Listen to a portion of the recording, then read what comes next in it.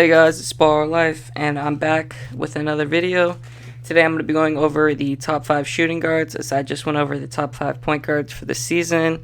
And I know it looks like every week that we might not get the NBA back. We're going to have to see what the decision that they make. But for the end of the season, these are my top 5 shooting guards. Let's go ahead and get straight into it.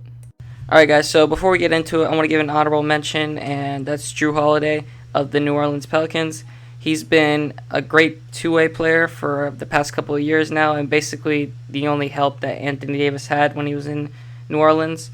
And he's been putting up all-star numbers, and he's been an all-defensive guy, like basically for the past few years now, as well as giving you that playmaking and the scoring on the other side of the ball.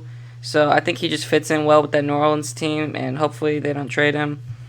But anyway, let's go and get into number 5, and it's going to be Shai Gilgeous-Alexander of the Oklahoma City Thunder.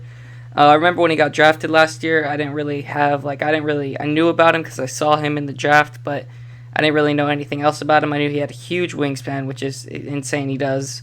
But you always see these guys with high potential with the high wingspan. But anyway, he came into his rookie season, put up around 10 points, but he was incredible from mid-range. He was already a great finisher, which is what you like to see from a guy who's 6'5" with a 7-foot wingspan, but he just mastered that mid-range shot. And you even saw Kevin Durant when they asked him, who he liked in terms of young players, and he was like Shai Gilgeous, SGA. He's already got that mid-range down, and he's already a deadly mid-range shooter.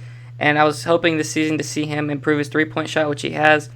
He's gotten better at shooting at the rim, from the free throw line. He's shooting around 4 threes a game, which is up from last season.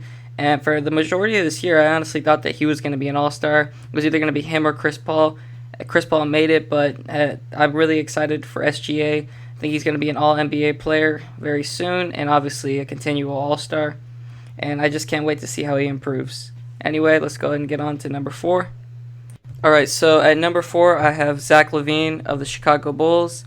Dude's been a bucket really ever since he got into the league, and we've seen him with the dunk contest, what he can do with his athleticism. But you pair that with incredible three-point shooting, which he has given a Chicago Bulls team that just needed someone to score and lead the team. And Zach LaVine has really done that. He's putting up around 25, 5 and 5. He's improved his playmaking over these few years. And obviously on the offensive side of the ball, you're getting a 25-plus point per game scorer every year, a guy that could make the All-Star team. He's on a relatively good contract. He's still young at 24, and honestly, I was just impressed with him. I know a lot of people, were writing him off, especially after he got traded for Jimmy Butler and when he tore his ACL. But he really came into last year and this year just putting together a great offensive season, and a lot of people get on him saying that his stats, don't reflect winning. But honestly, I think that, if Chicago first gets rid of Jim Boylan and then hires an actual coach that knows what he's doing, then surrounds him with some great pieces, I think Zach LaVine can do something. Obviously, on defense, there's not really much to talk about, but like I said, his scoring, and I think he made like 13 three-point shots in a game this season, something crazy like that. But you know what you're getting with Zach LaVine. I'm hoping that he can improve his defensive awareness and just get better on that side of the ball. But on offense, Zach LaVine is an all-star. Anyway, let's get on to number 3. At number 3, I've got Devin Booker of the Phoenix Suns. And Booker has really been a great player these last few years as a 20-plus point per game scorer, and especially this season, putting up around like 27, 28 points a game. And for the majority of the season, he was shooting 50, 40, 90, which is incredible. Devin Booker this season has really taken a jump. He was already a great offensive player, but he's really improved his three-point shooting, and especially with the additions of Ricky Rubio and Kelly Oubre Jr. to the team, it's really helped him out as he hasn't had to really carry as much of an offensive load, and he's really improved just in every way, and he's become elite at really what Zach LaVine is good at. Already, his playmaking is already above average, and he's improved that. We saw that last year. And just with having other help around him and a good coach and a good system, he's really improved himself, and he finally made an all-star team, which I'm so glad for the guy. But Devin Booker, number 3 on this list, and let's go on to number 2. At number 2 on this list, I've got Bradley Beal, a 30-plus point per game scorer for the Washington Wizards, and he's really just helped out with John Wall being out with that huge injury last year.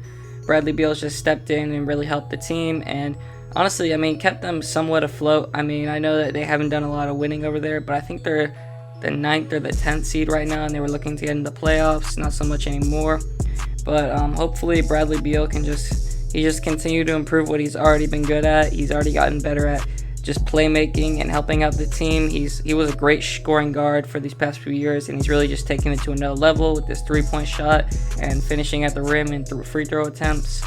Bradley Beal he's above average defender on the other side of the ball, and it's just a fun team to watch because of how good he is offensively. And hopefully Washington can really get him some help, and I hope with John Wall coming back next year, John Wall can be good for them. So anyway, yeah, number 2, Bradley Beal. Let's go on to the number 1 player on this list. I mean, at number 1 on this list, this isn't even a surprise. Of course, I've got James Harden. He's been the best shooting guard and one of the best scorers of all time, and especially the best scorer these past few years. He puts up 36 a game like it's nothing, and honestly, Houston's system is really bought in, especially this year with getting rid of a center and going super small with Westbrook. James Harden has always just been one of those guys ever since he really got traded from OKC who's just seemingly got better every single year. You already know what you're getting with him. The offensive scoring's out of this world. The playmaking. He's a good rebounder for his size. He's actually an underrated post defender, and he's gotten better at defense as every season's gone on. James Harden, he's a candidate for MVP like every year, but especially this year, he's just consistent. So hopefully the Rockets can do something with that small ball. It's been pretty exciting to see.